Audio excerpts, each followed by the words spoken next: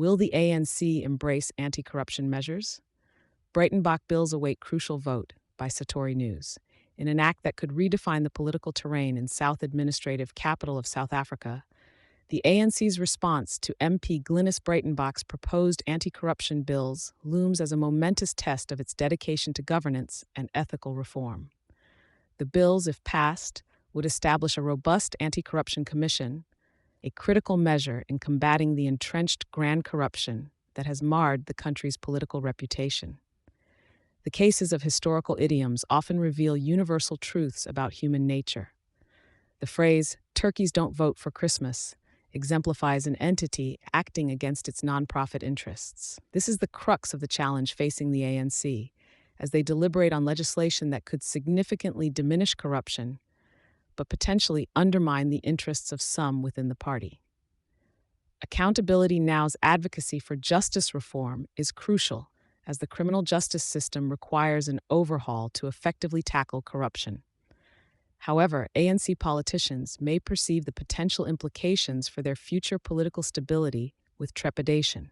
Likened to the political fallout faced by the Scottish nationalists in 1979, the ANC must ponder the repercussions of a vote that may signal the deterioration of their parliamentary majority.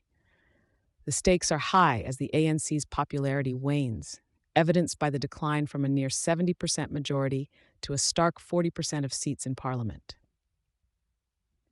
With the prospect of an early election triggered by a coalition collapse or a hung parliament, the urgency for good governance by the ANC is more pronounced than ever.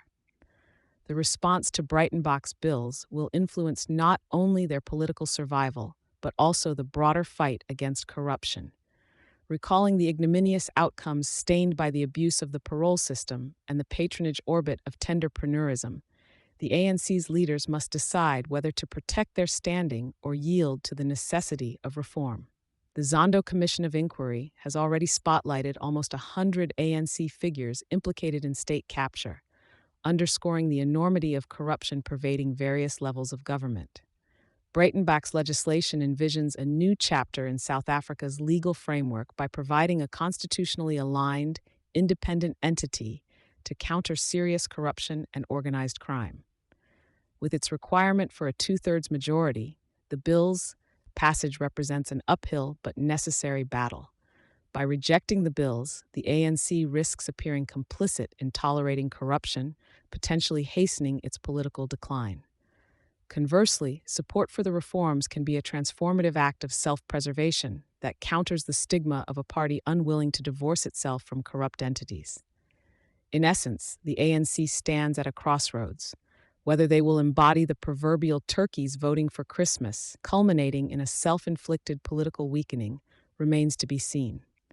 The implications of their choice resonate far beyond the chambers of Parliament, as the fate of the nation's battle against corruption rests in their hands. Thank you for choosing Satori News.